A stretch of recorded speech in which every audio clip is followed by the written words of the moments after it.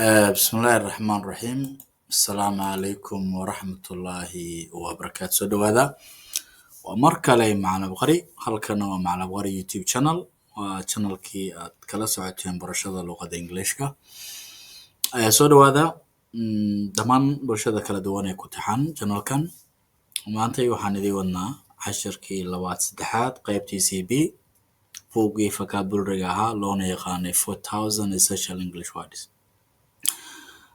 buugta waxay ka kooban yihiin 6 buug. buug kastaana wuxuu ka kooban yahay 30 unit. unit kastaana wuxuu ka kooban yahay 20 eray.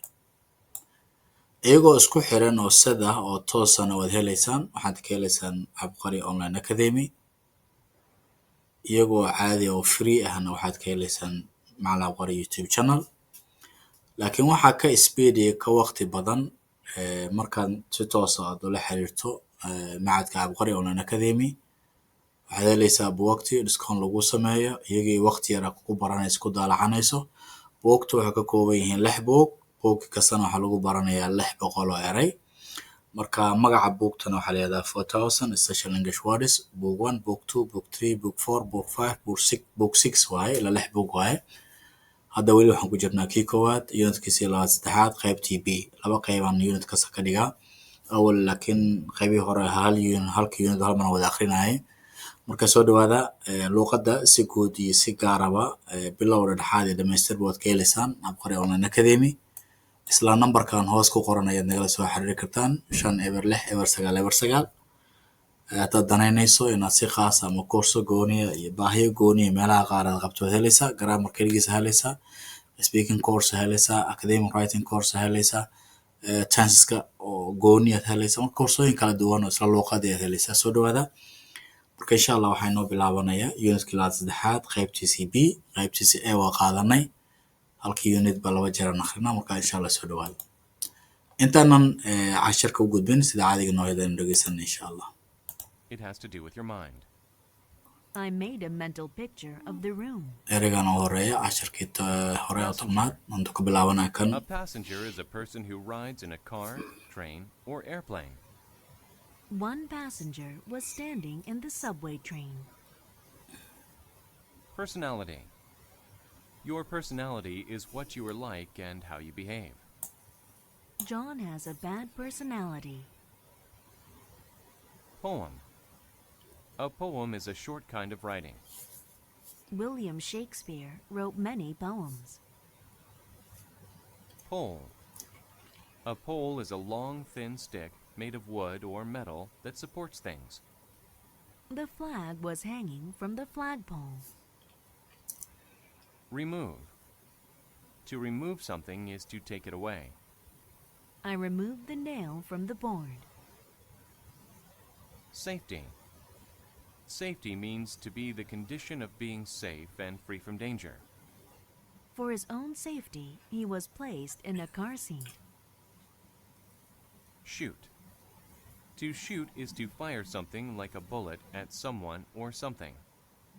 The hunter raised his gun to shoot at the target. Sound. To sound means to make a noise. The alarm clock sounded and woke us all up. Swim.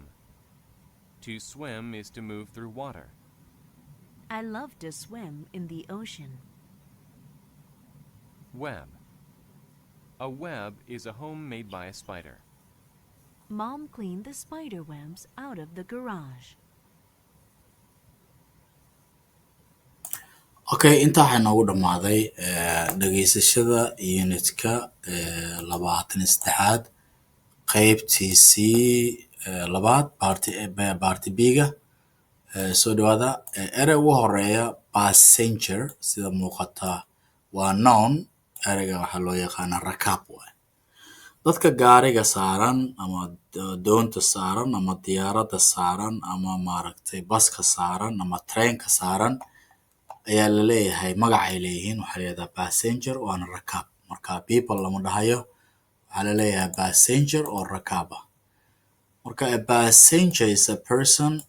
passengerku ama rakaabku waa shakhsi who rides raaca ama kora in a car gaari, train and airplane or airplane ama diyaarad waay.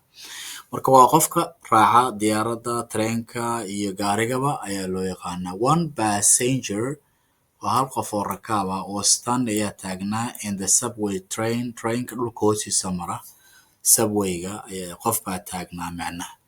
Ereyga xiga wuxuu ka yimid personal, waa personality ay hadda noqonaysaa.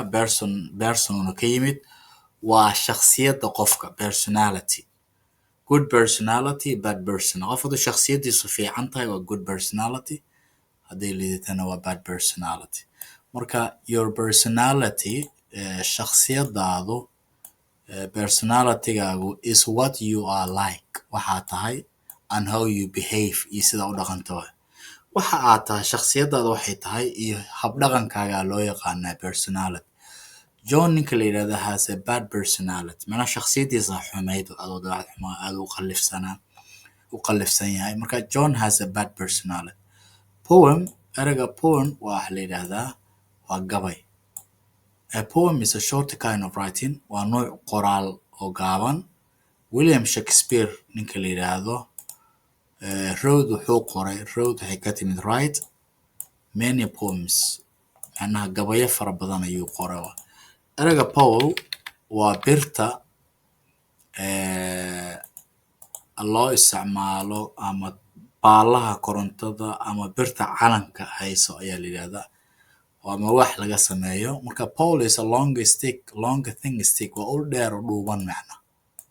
Long thin stick made of wood, laga sameeyo alwaax, oo metal ama bir laga sameeyo, that support things, celisa waxyaabaha qarsada, biraha korontada, kuwa calamada la suro. The flag calanka was hanging, wuxuu suraa from the flag pole, birta calanka ayuu calanku suraa. Ereyga remove waa saarid ama bixin waaye. To remove something wax la bixiyo is to take it away, wixii in lasoo saaro. I removed the nail, waxaan ka baxshay musbaarka from the board, alwaax. Ereyga safety waxaa la yidhahdaa badqab. Safety means macnaheedu waxay noqonaysaa to be the condition of being safe, inaad ahaato xaalad badqab, inaad ku jirto, free from danger, qatarna ka madax bannaan ama qatar aan ku jirin macnaha. For his own safety, badqabkiisa darteed, he was placed in a car seat, waxaa la dhigay kursiga gaariga la dhex dhigay si uu qatar looga ilaalisho macnaha. Ereyga xiga shoot waa toogasho. Shoot waxay noqonaysaa to shoot, in wax toogatid, is to fire something like a bullet. Fire macno badan ay leedahay, xabad way noqonaysaa, dabay noqonaysaa, shaqo ka eriday noqonaysaa, macnooyin badan ay noqotaa. Marka to shoot is to fire something, waxayna rido like sida bullet, xabad oo kale. Ereyga bullet waa xabad, at someone, qof inaad ku rido, ama something wax.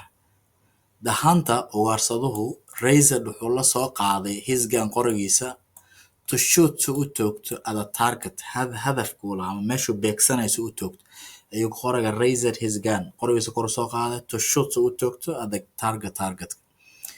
Ereyga xiga sound waa shanqar.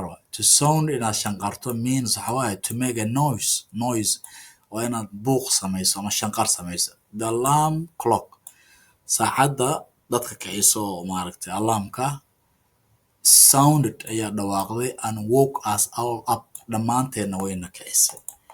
Ereyga xiga swim waa dabaalasho.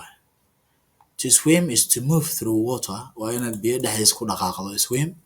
I love to swim in the ocean, waan jeclahay inaan badda ku dabaasho.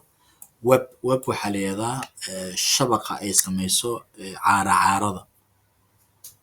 Guriga caarada ay samayso. A web is a homemade, waa hoy ay samayso by spider, caaradu ay samayso. Spider waa caaradii. Mom, hooyo, cleaned the spider webs, hooyo waxay nadiifisay caarada baasheedii out of the garage, iyo garaashka waxaysay macnaa ka tirtirtay. Haddaba intaa waxay noogu dhan unitkii 3 qaybtiisii B.